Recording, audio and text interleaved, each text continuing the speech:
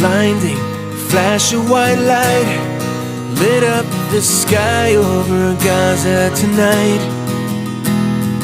People running for cover, not knowing whether they're dead or alive. They came with their tanks and their planes, with ravaging fiery flames, and nothing remains, just a voice rising up in the smoky haze. We will not go down in the night without a fight. You can burn up our mosques and our homes and our schools, but our spirit will never die.